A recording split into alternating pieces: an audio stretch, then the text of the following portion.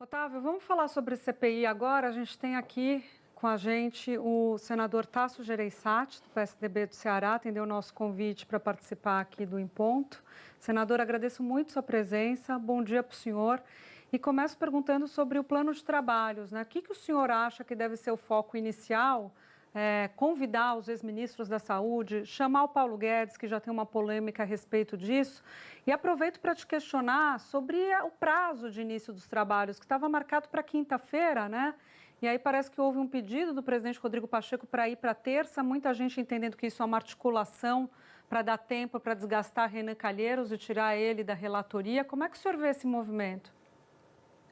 Bom dia, Júlia. Bom dia, Otávio. Obrigado pelo convite.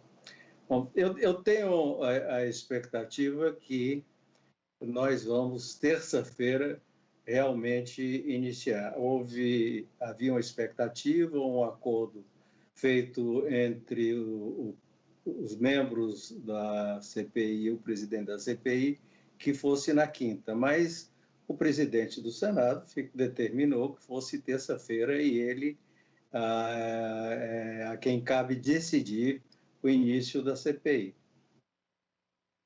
O plano de trabalho é o seguinte: existe uma coordenação feita pelo provável relator, que é o senador Renan Calheiros, com um grupo de senadores e de assessores para montar um plano de trabalho que não está pronto e que será submetido aos 11 membros da CPI, para que seja aprovado logo após a instalação. Não existe um plano de trabalho pronto e definido. Muitas sugestões dos próprios senadores, membros da CPI, ainda virão. Portanto, não existe nenhum plano pronto e muito menos definido a convocação ou o convite para ninguém, porque isso só será definido após o plano de trabalho ser aprovado pela comissão. Senador, é o Otávio Guedes, bom dia. Senador, Bom dia. O presidente Bolsonaro, em conversa com Cajuru, quem ele mais tarde chamou de maluco, seria uma conversa entre o presidente e um maluco, segundo a palavra de Jair Bolsonaro, ele fala em transformar o limão, que é a CPI, em limonada. Eu não sei qual é o suco que o senhor mais gosta, mas a minha pergunta nesse campo é: o senhor acredita que há clima de transformar o limão em limonada, ou seja, uma CPI que seja doce, seja um refresco para o governo? Não acredito.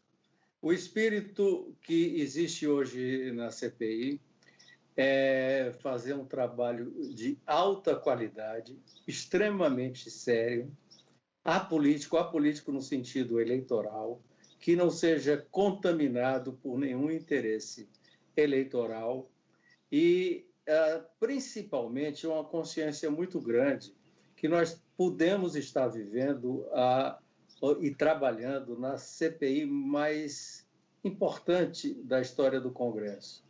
Porque nós não estamos falando apenas de corrupção, nós estamos falando de vidas e de centenas de milhares de vidas que já foram perdidas nesse país e que essa CPI vai ser responsável para investigar as causas, as omissões, as ações que ocorreram, que fizeram com que nós chegássemos ao ponto que nós estamos vivendo.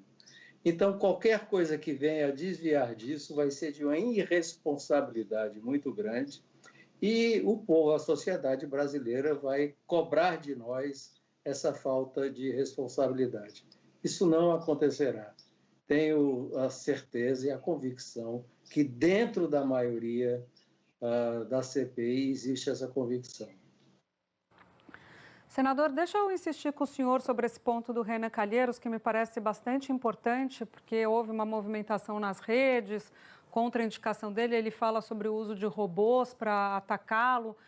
Se houver uma pressão grande do governo para tirá-lo, o senhor é favorável à mudança ou o senhor acha que tem que seguir esse acordo que prevê que ele fique mesmo com a relatoria? Olha, qualquer divisão hoje na CPI é prejudicial. E a CPI, tradicionalmente, no Senado, funciona assim.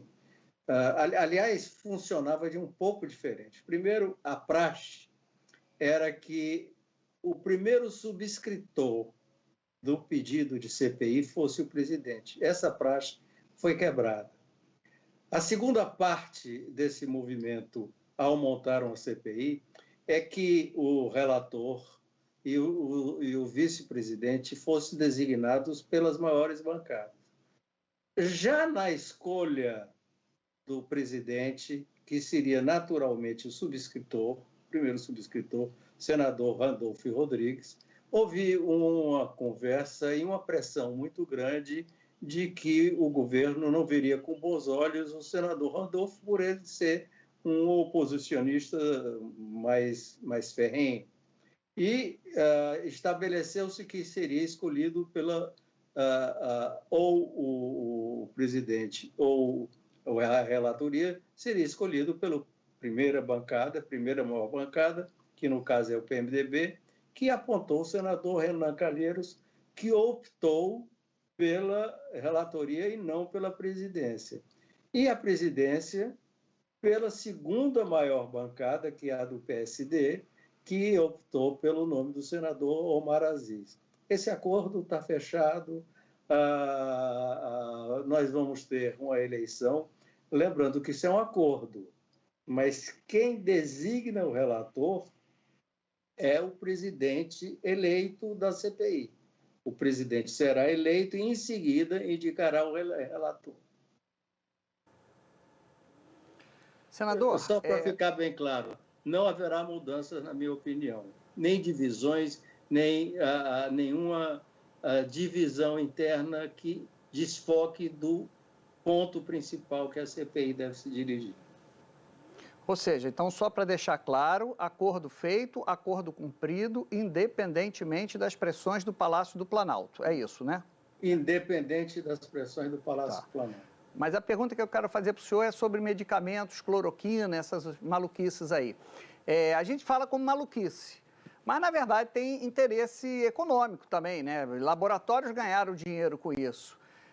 Pode ser um dos braços da investigação da CPI, um dos focos, assim, quem ganhou dinheiro com essa história de medicamento não autorizado, e se ganhou dinheiro, teve algum benefício, alguma retribuição para algum agente público?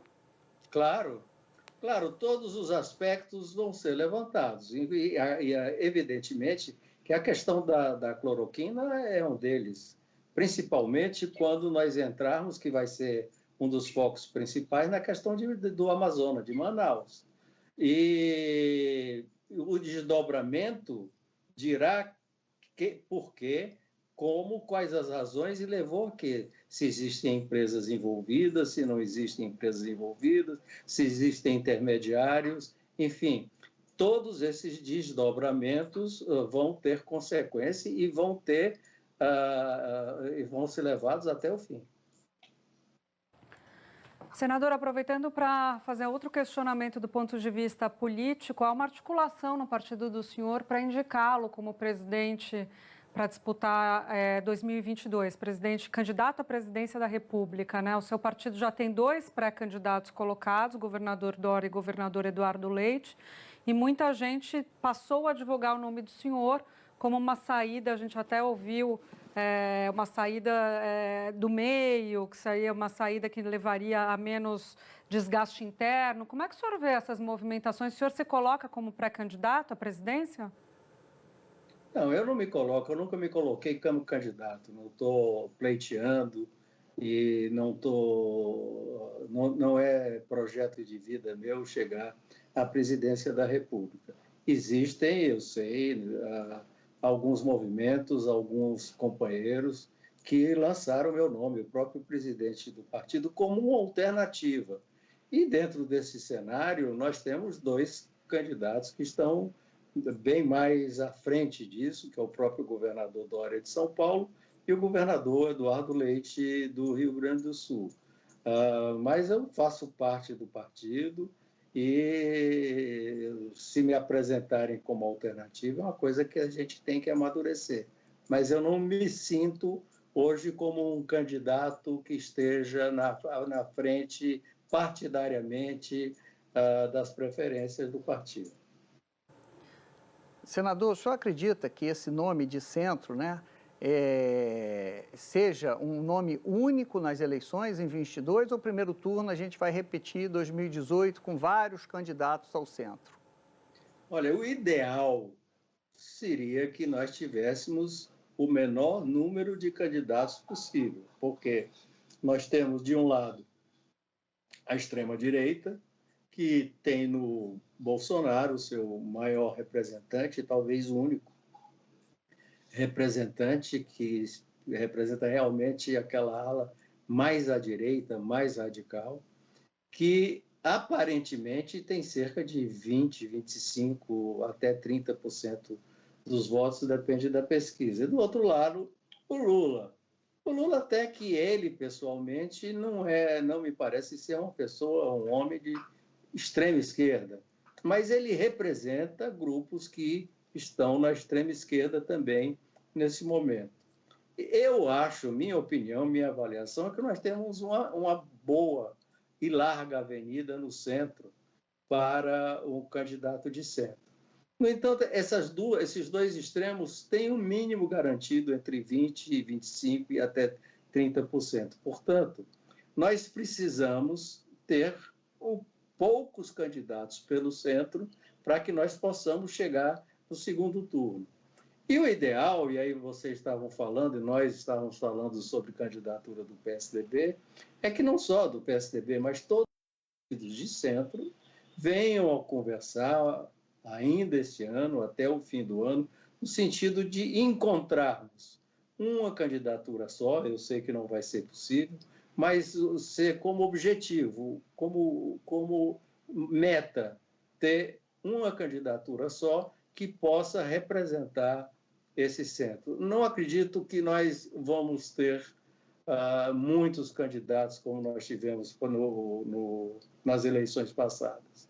Até porque existe hoje, nós estamos de duas experiências, do final dos governos do PT e agora do governo do Bolsonaro, e que essas experiências têm sido desastrosas para o país.